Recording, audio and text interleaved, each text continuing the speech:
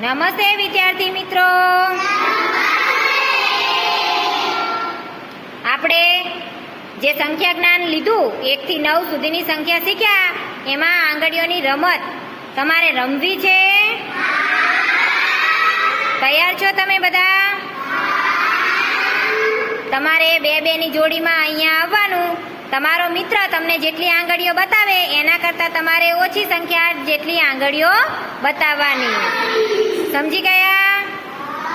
તૈયાર છો બધા? તૈયાર છો ને?